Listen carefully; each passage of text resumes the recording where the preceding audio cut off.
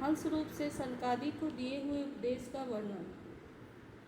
भगवान श्री कृष्ण कहते हैं, प्रिय उद्धव, सत्व, रज और तम ये तीनों बुद्धि प्रकृति के गुण हैं, आत्मा के नहीं। सत्व के द्वारा रज और तम इन दो गुणों पर विजय प्राप्त कर लेनी चाहिए। तदनंतर सत्व गुण की शांति वृत्ति के द्वारा उसकी दया आदि वृत्तियों को भी शांत कर देना चाहिए। जब सत्व गुण की वृद्धि होती है तभी जीव को मेरे भक्ति रूप स्वधर्म की प्राप्ति होती है। निरंतर सात्विक वस्तुओं का सेवन करते रहने से ही सत्वगुण की वृद्धि होती है और तब मेरे भक्ति रूप स्वधर्म में प्रवृत्ति होने लगती है। जिस धर्म के पालन से सत्वगुण की वृद्धि हो वही सबसे श्रेष्ठ है। वही धर्म रजोगुण और तमोगुण को नष्ट कर देता है। जब ये दोनों नष्ट हो जाते हैं तब उन्हीं के कारण होने वाला अधर्म भी शीघ्र ही मिट जाता है। शास्त्र, जल, प्रजाजन, देश, समय, कर्म, जन्म, ध्यान, मंत्र और संस्कार ये 10 वस्तुएं यदि सात्विक हों तो सत्वगुण की, राजसिक हो तो रजोगुण की और तामसिक हो तो तमोगुण की वृद्धि होती है।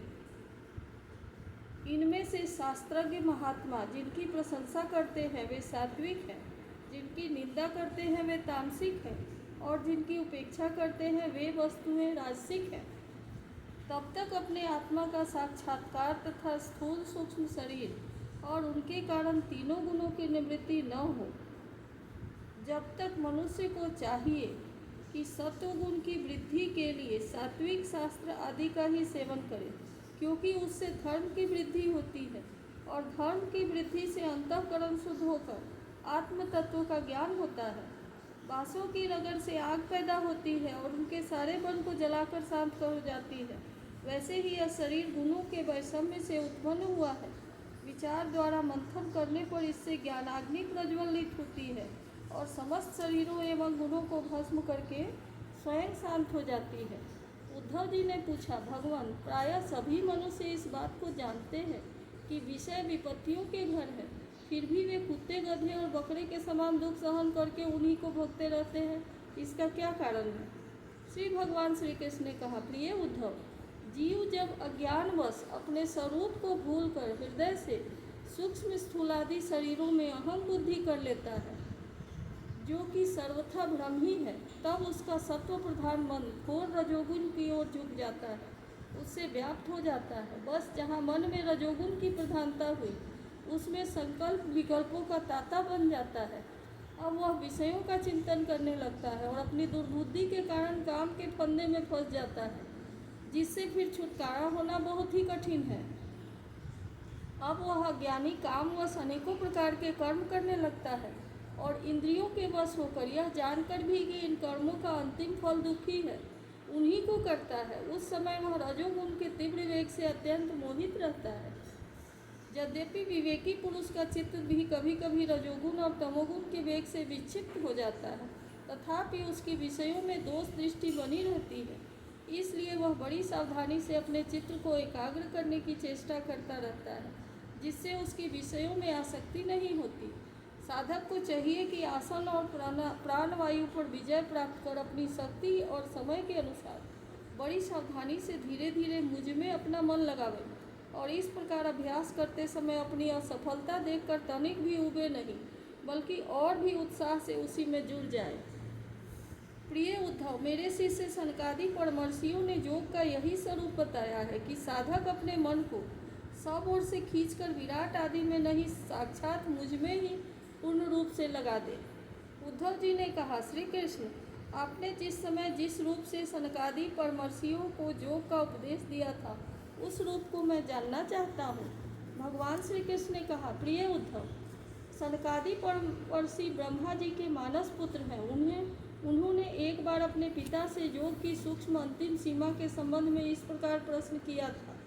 सनकादि परमर्षियों ने पूछा, पिताजी, चित्त गुणों अर्थात विषयों में घुसा ही रहता है और गुण भी चित्त की एक एक वृत्ति में प्रविष्ट रहते ही हैं, अर्थात चित्त और गुण आपस में मिले जुले ही रहते हैं।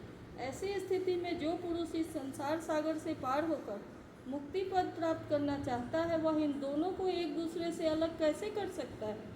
भगवान श्री कृष्ण कहते हैं, प्रिय उद्धव, यद्यपि ब्रह्मा जी सब देवताओं के शिरोमणि, स्वयंभू और प्राणियों के जन्मदाता है, फिर भी सनकादि परमर्षियों के इस प्रकार पूछने पर ध्यान करके वे भी इस प्रश्न का मूल कारण न समझ सके, क्योंकि उनकी बुद्धि कर्म प्रवण थी। उद्धव, इस समय ब्रह्मा जी ने इस प्रश्न का उत्तर देने के लिए भक्ति भाव से मेरा चिंतन किया। तब मैं हंस का रूप धारण करके उनके सामने प्रकट हुआ। मुझे यह देखकर सनकादि ब्रह्मा जी को आगे करके मेरे पास आए और उन्होंने मेरे चरणों की वंदना करके मुझसे पूछा कि आप कौन हैं। प्रिय उद्धव, सनकादि परमार्थ तत्व के जिज्ञासु थे, इसलिए उनके पूछने पर उस समय मैंने जो कुछ कहा वह मुझसे सुनो। ब्राह्मणों, यदि परमार्थ रूप वस्तु नानात्व से सर्वथा रहित है, तब आत्मा के संबंध में आप लोगों का ऐसा प्रश्न कैसे युक्ति संगत हो सकता है?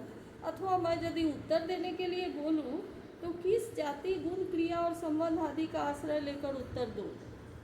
देवता, मनुष्य, पशु, पक्षी आदि सभी शरीर पंचभूतात्मक होने के कारण अभिन्न ही है और परमार्थ रूप से भी अभिन्न है। ऐसी स्थिति में आप कौन है? आप लोगों का यह प्रश्न ही केवल वाणी का व्यवहार है, विचार पूर्वक नहीं है, अतः निरर्थक है। मन से, वाणी से, दृष्टि से तथा अन्य इंद्रियों से भी जो कुछ ग्रहण किया जाता है वह सब मैं ही हूँ, मुझसे भिन्न और कुछ नहीं है। यह सिद्धांत आप लोग तत्व विचार के द्वारा मुझे समझ लीजिए। पुत्रों, यह चित्त चिंतन करते करते विषयाकार हो जाता है और विषय चित्त में प्रविष्ट हो जाते हैं। यह बात सत्य है, तथापि विषय और चित्त ये दोनों ही मेरे स्वरूपभूत जीव के देह है, उपाधि है। अर्थात आत्मा का चित्त और विषय के साथ कोई संबंध नहीं है। इसलिए बार बार विषयों का सेवन करते रहने से जो चित्त विषयों में आसक्त हो गया है और विषय भी चित्त में प्रविष्ट हो गए हैं, इन दोनों को अपने वास्तविक से अभिन्न मुझ परमात्मा का साक्षात्कार करके त्याग देना चाहिए। जागृत, स्वप्न और सुषुप्ति ये तीनों अवस्थाएं सत्वादि गुणों के अनुसार होती हैं और बुद्धि की वृत्तियां हैं सच्चिदानंद का स्वभाव नहीं। इन वृत्तियों का साक्षी होने के कारण जीव उनसे विलक्षण है। यह सिद्धांत श्रुति, युक्ति और अनुभूति से युक्त है, क्योंकि बुद्धि वृत्तियों के द्वारा होने वाला यह बंधन ही आत्मा में त्रिगुणमय वृत्तियों का दान करता है। इसीलिए तीनों अवस्थाओं से विलक्षण और उनमें अनुगत मुझ तुरीय तत्व में स्थित होकर इस बुद्धि के बंधन का परित्याग कर दे, तब विषय और चित्त दोनों का युगपात त्याग हो जाता है। यह बंधन अहंकार की ही रचना है और यही आत्मा के परिपूर्णतम सत्य, अखंड ज्ञान और परमानंद स्वरूप को छिपा देता है।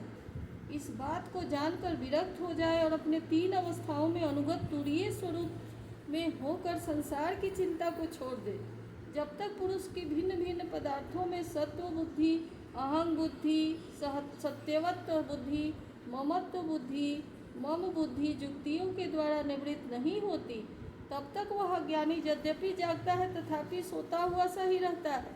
जैसे स्वप्नावस्था में यह जान पड़ता है कि मैं जाग रहा हूँ, आत्मा से अन्य देह आदि प्रतीयमान नाम रूपात्मक प्रपंच का कुछ भी अस्तित्व नहीं है।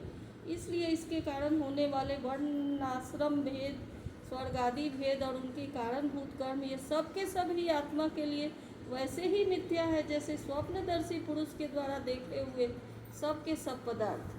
जो जागृत अवस्था में भी समस्त इंद्रियों के द्वारा बाहर दिखने वाले संपूर्ण क्षणभंगुर पदार्थों का अनुभव करता है और स्वप्नावस्था में हृदय में ही जागृत में देखे हुए पदार्थों के समान वासनामय विषयों का अनुभव करता है और सुषुप्ति अवस्था में उन सब विषयों को समेटकर उनके लय को भी अनुभव करता है, वह एक ही है।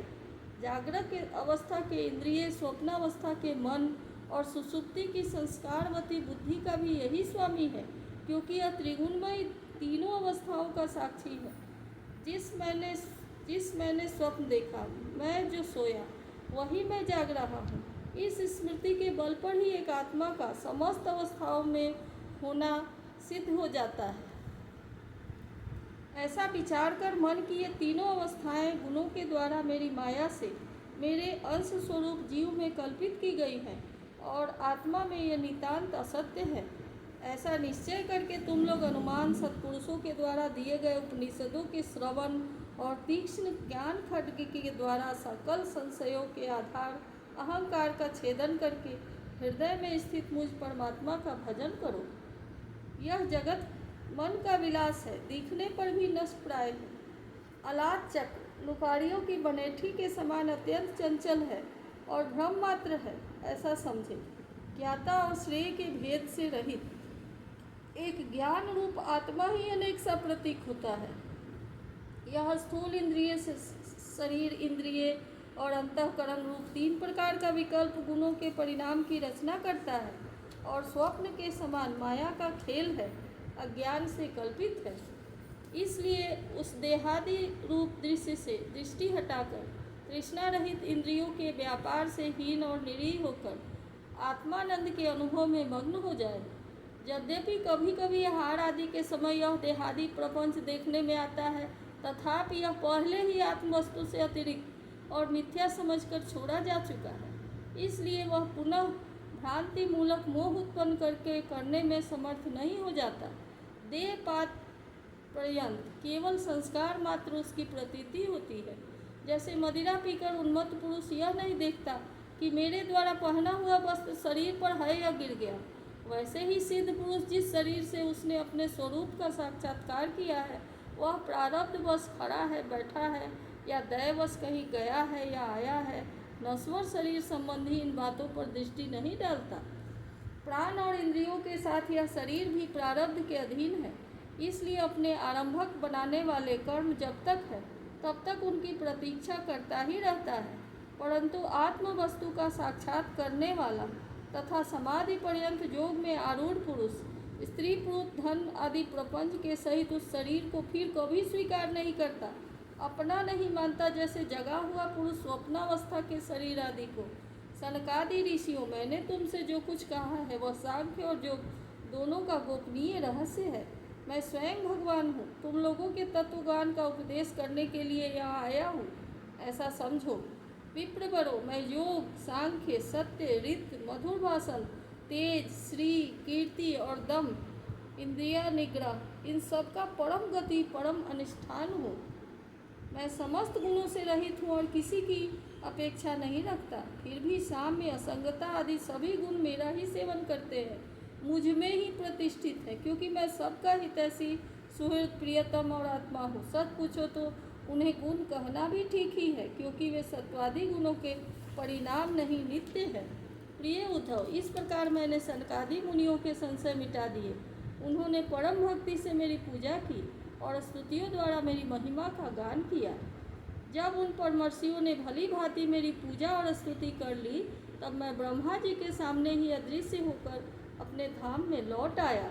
इति श्रीमद्भागवत महापुराणे पारमहंस्यां संहितायां दशम स्कंधे त्रयोदशोऽध्यायः।